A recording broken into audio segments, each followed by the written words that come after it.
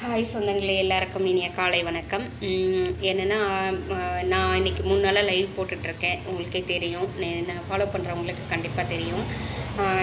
அதில் ஒரு தலைப்பு வச்சுருக்கேன், வாழ்த்து சொல்லலாம் வாங்க அப்படின்ட்டு. சரிங்களா?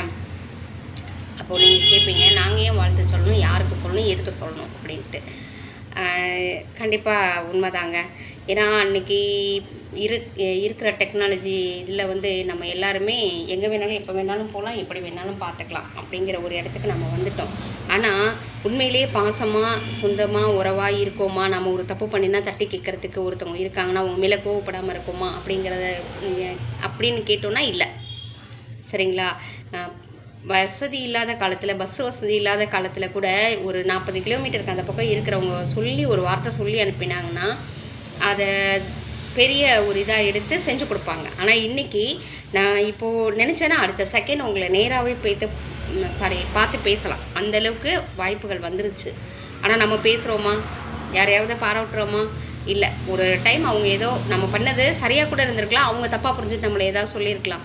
அந்த கோவம் நம்ம மனசில் வச்சுட்டு அவங்க பண்ண எந்த நல்லதுக்கும் நம்ம சொல்ல போக மாட்டோம். ஏன் சொல்ல போக மாட்டோன்னா, நமக்கு ஈக்குவலாக இல்லைங்க, அவங்க வளர்ச்சியை பொறாமையும் கிடையாது. அவங்க திட்டாங்க, எப்படி போய் நம்ம சொல்கிறது? அன்றைக்கி அவங்கக்கிட்ட பேசியிருக்கணும், ஆனால் பேசாமல் விட்டுட்டோம். இப்போ போய் சொன்னால் என்ன நினச்சிக்குவாங்களோ, வேணாம் அப்படின்னு நம்ம ஒதுங்கி போவோம். அவங்க என்ன தெரியுமா நினைப்பாங்க, நம்ம திட்டினதுனால தான் பாரு, நமக்கு ஒரு வாழ்த்து சொல்லக்கூட யோசிச்சுட்டு போகிறோம் பாரு, அவ்வளோ கோவமாக இருக்கா அப்படின்னு அவங்க நினைக்கிறாங்க.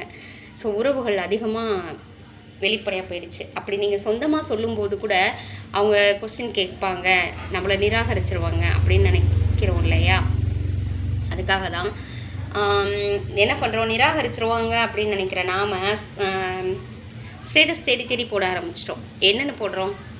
அது இல்லை, இது இல்லை, அவங்க என்ன அப்படி பண்ணிட்டாங்க, இவங்க இப்படி பண்ணிட்டாங்கன்னு ஸ்டேட்டஸ் போட்டுட்ருக்கோம். சரிங்களா? அதுக்காக தான் நான் ஒரு சின்ன ஐடியாவாக பண்ணியிருக்கேன். இப்படி நம்ம ஒரு இதில் சொல்லும்போது என்ன ஆகுன்னா, கண்டிப்பாக நம்ம அவங்கக்கிட்ட மன்னிப்பு கேட்கணும்னு நினச்சதோ அல்லது அவங்க மேலே உண்மையிலேயே பாசம் வச்சுருக்கோம் அப்படின்னா அதை அவங்கக்கிட்ட கொண்டு போய் சேர்க்கும் அப்படிங்கிற நம்பிக்கையில் தான் நான் இந்த தலைப்பை வச்சு லைவ் போட்டுட்ருக்கேன்.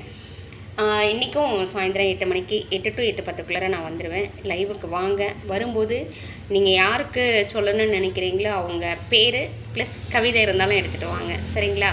கண்டிப்பாக அவங்கள போய் சேரும்னு நான் நினைக்கிறேன்.